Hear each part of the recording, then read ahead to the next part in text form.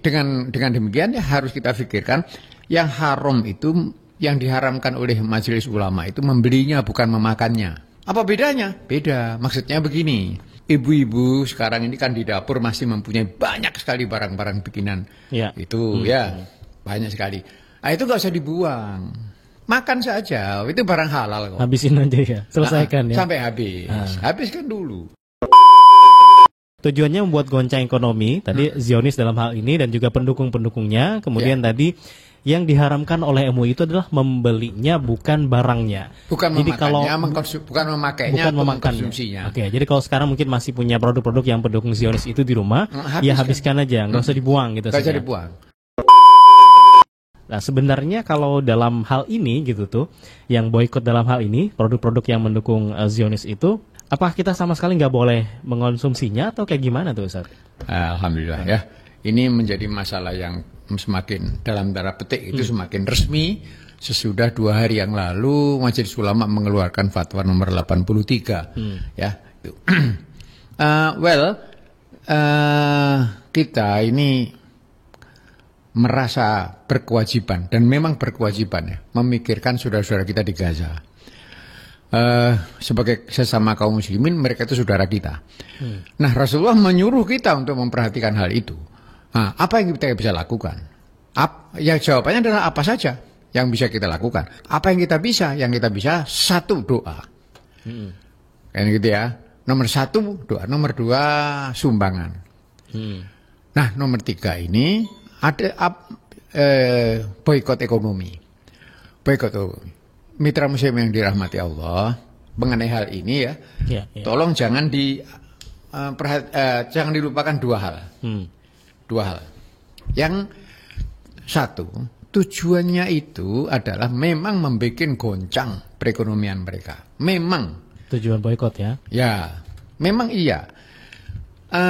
Idenya adalah Rp10.000 yang kita bayarkan untuk itu sudah cukup untuk membeli 1 peluru untuk menembak saudara kita. Itu gampangannya begitu. Ini ngomong gampangnya demikian. Intinya adalah perekonomian mereka dibikin goncang. Jadi boikot itu sangat berpengaruh pada perekonomian. Sangat berpengaruh. Ya. Nah, maka itu tujuannya itu. Tujuannya itu. Ya, bukan tujuannya itu mau mengharamkan barang itu, tidak. Ya, maka itu harus dengan demikian ya harus kita pikirkan yang haram itu, yang diharamkan oleh majelis ulama itu membelinya bukan memakannya. Apa bedanya? Beda. Maksudnya begini, ibu-ibu sekarang ini kan di dapur masih mempunyai banyak sekali barang-barang bikinan. Itu ya banyak sekali. Nah, itu nggak usah dibuang. Makan saja, itu barang halal kok. Habisin aja ya, selesaikan ya. Sampai habis. Habiskan dulu ya. Tujuannya membuat goncang ekonomi, tadi Zionis dalam hal ini dan juga pendukung-pendukungnya. Kemudian tadi yang diharamkan oleh MUI itu adalah membelinya bukan barangnya. Bukan jadi bukan memakainya, bukan mengkonsumsinya. Oke, jadi kalau sekarang mungkin masih punya produk-produk yang pendukung Zionis itu di rumah, ya habiskan aja, nggak usah dibuang gitu. Nggak usah dibuang. Yang produk-produk yang diserukan untuk diboikot oleh MUI ini, hampir semua juga memiliki sertifikat halal dari MUI. Iya, betul. Itu yang berupa makanan ya. Ustadz, yang juga banyak yang masuk ke pertanyaan-pertanyaan kalau lihat di media sosial itu adalah dengan orang-orang yang mungkin bekerja di perusahaan-perusahaan multinasional tersebut, yang mungkin juga orang Islam gitu, bahkan di saudara-saudara kita yang kalau terjadi pemboikotan yang serius dan juga signifikan, ini bisa jadi mereka bakal kehilangan pekerjaan di situ karena perusahaannya mungkin kolaps. Ya. Apabila saya menjadi salah satu dari mereka, maka saya akan mengatakan Allah itu berfirman ya dalam Quran agar kita ini berjihad dengan harta dan jiwa. Amwalihim wa anfusihim. Itu berkali-kali begitu. Nah, ini termasuk di antara itu. Apabila saya menjadi salah satu dari pekerja itu, maka saya akan berpikir, ya saya pun harus berjihad. Jihad saya dengan cara apa? Jihad saya adalah dengan cara ini, kehilangan kesempatan. Malah kalau saya tidak dikeluarkan, saya akan mengeluarkan diri. Dari situ. Kalau misalnya pekerja tadi ya mempunyai ruh jihad yang cukup gitu di hatinya, saya pikir itu tidak akan menyusahkan dia akan mencari pekerjaan lain dan mudah-mudahan Allah mudahkan. pencariannya itu. Ini sama seperti yang dialami oleh sekian ratus ribu saudara kita yang bekerja di bank konvensional, lalu secara sengaja mengeluarkan diri sendiri, memecat dirinya sendiri, mengundurkan diri. Kok bingung aku? Memecat dirinya sendiri, mengundurkan diri. Ya, itu bukan ribuan, itu ratusan ribu. Ya. Sadar akan haramnya riba, mereka keluar. Oke. Ustaz, kalau itu kan bank konvensional kan memang secara langsung. Kan sebagian ini juga yang diberikan mereka, itu kan yang menyokong yang di sana, misalnya yang di Israel. Sementara Indonesia mungkin produk-produk ini juga tidak melakukan hal itu. Atau karena franchise, atau seperti apa tuh? Saya tidak mengerti, maksudnya arahnya kemana? Misalnya kayak gini, misalnya anggaplah satu merek M misalnya, atau Ki gitu kan. Yang mendukung secara langsung di Israel adalah yang perusahaannya ada di sana. Sementara yang di sini belum tentu ya. Belum tentu. Gerai ya. Karena kan gerainya, karena waralaba gitu. Ya, gitu. Itu juga yang pertama kali dahulu muncul pada waktu McDonald's di boykot karena memberi makan 4.000 makanan itu ya. Pasukan di situ. Itu lalu muncul breakdown, apa itu namanya? Blackout itu McDonald's gitu. Maka yang di Indonesia ini saya pernah baca itu ya, kami ini gerai tidak ada urusannya dengan mereka, gitu. Nah, betulkah tidak ada urusannya? Begini ya, jangan kaget bahwa saya pernah baca itu, saya lupa dari mana. Setiap satu burger, satu burger dibuat orang di seluruh dunia, maka royaltinya itu sebesar 1 sen dolar itu mengalir kepada McDonald's. Satu. Nomor 2 sekarang itu royalti. Ya. Kemudian biaya franchise-nya itu 15%. 15% dikirim sana. Dari berapapun yang laku itu. Jadi yang 85% sisanya. Ya. Baru yang di sini ini, yang perusahaan di sini. Itu untuk beli ayam hidup ya, beli sewa rumah dan seterusnya itu. Biayalah, biaya produksi. Jadi semuanya tetap terhubung Ustaz ya. Baik dari royalti maupun juga dari bayar franchise-nya. Baik, ada pertanyaan komentar seperti ini Ustaz. Assalamualaikum Mas Nasir dari Pak Mahmud di Gresik. Beliau menyampaikan tadi produk misalnya ya, M tadi itu katanya mengharuskan waralaba memiliki aset liquid setidaknya $500.000 dan kemudian pewaralaba itu harus membayar royalti sebanyak 4% atas penjualan kotor dan biaya dana mereknya sebesar 4% plus atas penjualan kotor. Ini sampaikan Ustaz tadi itu ya. Jadi meskipun misalnya yang beroperasi ini di Indonesia, tapi mereka setiap tahun harus membayar itu. Iya. Dan bayarannya itu kemudian mereka gunakan diantaranya untuk membantu. Nah selain ini Ustaz, ini kan juga ada yang berkomentar seperti ini. Kalau mau boykot ya totalitas aja gitu, boykot semua. Kita misalnya sekarang menggunakan Facebook, YouTube ataupun Instagram sekarang ini ya, yang kita tahu begitu ownernya juga seperti apa, atau mungkin yang lainnya gitu. Nah ini kenapa nggak semuanya aja gitu? Kok setengah-setengah?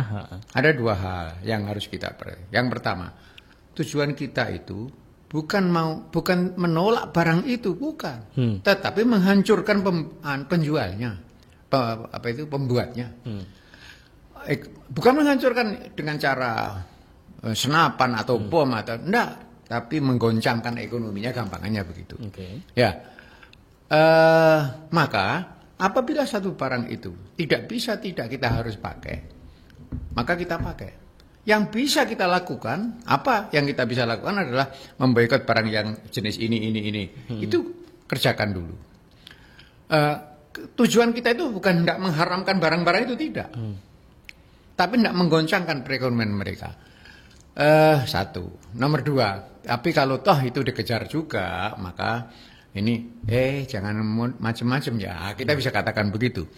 Nih, mitra muslim tahu nggak bahwa sistem komputer, gadget segala macam itu tidak bisa berjalan apabila tidak ada sistem yang disebut algoritma. Ya, langkah pertama dari komputer itu adalah bilangan biner. Bilangan biner itu 0101. Siapa yang membuat 0? Seluruh dunia ini pada zaman itu tidak tahu angka 0. angka Cina, angka Jepang sampai hari ini tidak ada nolnya. Ya, 10 itu ya satu angka saja, 10 itu artinya. Misalnya 100 juga satu huruf bunyinya 100. Tidak ada nolnya. Yang buat nol itu adalah Al-Khawarizmi. Siapapun yang sekarang ini memproduksi komputer, mereka berhutang kepada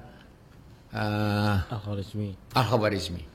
Sampai-sampai perkataan nama beliau itu Al-Khawarizmi itu dibaca oleh orang-orang barat algoritma. Dan itulah yang sekarang menjadi bapak algoritma. Bahkan beliau itu dijuluki sebagai grandfather of computer. Ya, dia ada father, bapak dari algoritma dan kakek dari komputer. Jadi tanpa penemuan beliau itu tidak bakal ada komputer. Ya. Maka itu komputer sekarang ini kita kalau memakainya sebetulnya kita ini cuma mengambil apa yang kita punyai. Apa yang disumbangkan oleh pendahulu kita, pahlawan kita. Dari Bu Ais di Lumajang, Ustadz berkenaan dengan boikot produk penyokong Israel. Tadi saya lihat ada orang yang langsung membuang sabun cuci piring yang sudah dibelinya. Mungkin stok dari toko ya, berkardus-kardus. Nah itu bagaimana Ustadz? Apa memang harus langsung dihancurkan begitu? Atau ada cara lain, misal di toko kelontong ya, tapi ternyata termasuk yang diharamkan MUI. Sudah kadung beli gitu, atau sudah kadung nyetok mungkin gitu? Baik, sekali lagi ya. Kalau gitu ada dua hal yang harus kita lakukan. Satu, yang haram itu membelinya bukan memakainya. Dua, pengharaman itu pun bisa babin. Maksudnya ada sebabnya. Sebabnya adalah kekurangan ajaran Israel sekarang ini. Apabila kekurangan ajaran mereka itu berhenti, ini berhenti lagi. Kan berhenti tapi nyiapin lagi. Kalau nyiapin lagi, ya kita boikot lagi. Pendek kata ini bisa babin. Tidak akan terjadi fatwa itu apabila Israel tidak kurang ajar, itu aja. Ya, jelas karena itu.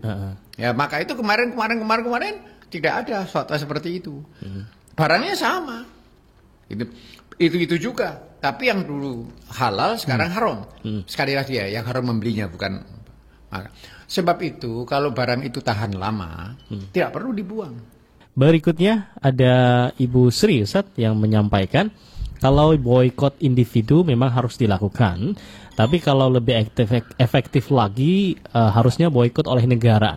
Negara-negara Muslim jadi pengekspor migas, logam dan lain-lain. Kalau mereka stop ke Israel, ini juga bisa menggoncang mereka juga nih. Bagaimana pendapat Ustaz? Itu pertanyaan bagus sekali ya, dan memang seharusnya demikian gitu. Terutama sekali negara-negara yang memang sejak awal tidak mempunyai dan tidak ingin mempunyai hubungan diplomatik dengan Israel, seperti kita, Malaysia, ya, dan beberapa negara yang lain. Saya dengar Malaysia sudah begitu. Ini sudah menjadi kebijakan negara. Itu, tapi efektivitasnya masih berjalan karena tidak bisa seperti sulapan begitu. Ya, hari ini digaungkan, hari ini jadi gitu. Kan saat ini Ustaz, akses untuk menuju Masjidil Aqsa itu kan orang kalau mau ke sana mesti melewati Israel, imigrasi sana, bahkan capnya pun juga dari negara mereka kan. Ini artinya kan juga ada ketika kita ke sana nyumbang devisa juga nih buat mereka. Karena bayar ke sana kan? Ya betul. Itulah sebabnya dulu tapi ya. Syekh Yusuf Al-Qaradawi mengharamkan. Karena itu menyumbang devisa buat mereka. Gitu. Tapi sekarang tidak. Artinya sesudah dipikir lagi, gitu ya. Ternyata datangnya umat Islam ke Masjidil Haram, Masjidil Aqsa itu, ya, satu orang datang, dua orang datang, itu menambah ketakutan Israel sedikit demi sedikit. Kalau banyak, maka Israel itu akan betul-betul tidak berani apa-apa terhadap Masjidil Aqsa itu. Semakin banyak, maka itu fatwa ulama zaman sekarang adalah beranurlah ke sana. Jadi kita menghadapi dua kewajiban. Satu, membela kaum muslimin. Nomor dua, tidak menyumbang kepada Israel. Dua yang terjadi bersama-sama. Tidak menyumbang devisa, tidak menyumbang uang visa dan seterusnya. Itu satu. Yang satu lagi, kita memperbanyak jumlah yang berkunjung ke sana untuk memberi kesan bahwa seluruh dunia ini mencintai Al-Aqsa. Gitu ya. Pilih mana? Dua tadi terjadi bersama-sama. Gitu ya. Kita harus milih. Dulu para ulama memilih jangan ke sana. Itu kasih duit kepada Israel. Ya. Sekarang pilih yang kedua. Ternyata kenapa? Setelah terdapat bukti bahwa ternyata Israel itu ketakutan sampai sekarang tidak berani mengapa-apakan Masjidil Aqsa, itu karena banyaknya orang ke sana. Karena banyak saksi yang tetap datang ke situ nanti kalau terjadi apa-apa di situ. Satu itu, dan nomor dua adalah ternyata Masjidil Aqsa ini didukung oleh segitu banyak orang. Ustadz, ini fatwa Yusuf Qaradawi direvisi beliau atau mungkin ini fatwa ulama yang lain mengatakan? Yang lain karena yang sekarang udah wafat. Okay. Pertanyaan berikutnya adalah sekarang ini Ustadz katanya itu banyak sekali diskon potongan harga dari produk-produk yang mau diboikot ini. Kan kita jadi sebagai pemburu diskon gitu ya, jadi merasa kayak wah ini eman banget nih, nggak dapat diskon gitu ya. Gimana tuh Ustadz? Sebagai seorang muslim dan mukmin ya, kita ini untuk mengkonsumsi, membeli dan sebagainya gitu, mikir pertama-tama itu halal haram, nomor dua baru murah. Jangan dibalik. Gitu ya. Kalau mikir murah dulu, kita bisa beli daging babi tiap hari karena lebih murah ketimbang daging sapi. Ya, yang pikir pertama itu halal haram, manfaat mudarat, gitu ya. Mencelakai atau membahagiakan sesama muslim, itu yang dipikir pertama. Yang kedua baru mikir mana yang murah. Itu. Oke ya. Kan juga halal Ustadz, karena kan sudah ada halal MUI-nya. Halalnya halal. Gitu ya. Halalnya halal. Kalau halalnya halal, maka itu beli tetap boleh. Apa itu namanya? Kalau tidak ada fatwa makan tetap boleh. Belinya jangan. Makan boleh, tapi jangan beli. Jadi dapat dari hadiah mungkin ini Ustadz ya. Satu atau sisa. Sisa yang sudah lama. Sudah lama kita beli. Begitu, terima kasih untuk para pemburu diskon ini ya, yang ya karena memang kita suka dengan diskon. Tapi tadi kata Ustadz sudah dijelaskan mitra muslim ya, sebelum mikir diskon atau murahnya, mikirkan dulu tadi dampaknya, manfaatnya, yang paling utama tentu hal-halamnya. Sebagai penutup Ustadz, ini tentang signifikansi boykot ya dalam mendukung perjuangan rakyat Palestina. Ya, mitra muslim yang dirahmati Allah, kawan-kawan di Gaza itu saudara kita. Perang mereka itu katanya bukan perang agama, tapi perang rebutan wilayah. Ya sudahlah, biar aja. Tapi yang jelas yang menderita saudara kita, kaum muslimin Gaza. Sebab itu kita harus menunjukkan pembelaan kepada mereka. Dengan apa? Ya dengan apa yang kita bisa. 3. Doa. Nomor 2 sumbangan. Ayo. Siapa yang belum nyumbang? Yo, ini ya. Walaupun sedikit nyumbanglah. Ya Anda usah banyak-banyak, cukup kalau 10-20 juta gitu aja. 10 kok sedikit tau Ustaz gitu. Buat saya itu banyak, buat sampean sedikit barangkali gitu ya. Baiklah saudara sekalian, dengan itu. Nomor 3 adalah lemahkan perekonomian mereka. Dengan cara yang sekarang ini sedang berat. Niati dengan tulus karena Allah. Jangan karena yang lain. Ya. Bukan karena apa-apa, karena Allah, karena saudara-saudara kita di sana teraniaya. Ya. Baik, terima kasih Ustaz Herman. Semoga berkah. Berarti tema yang akan kita bahas nanti di Senin yang akan datang ya, tentang jalan-jalan masuknya harta. Assalamualaikum Ustaz. Waalaikumsalam warahmatullahi wabarakatuh.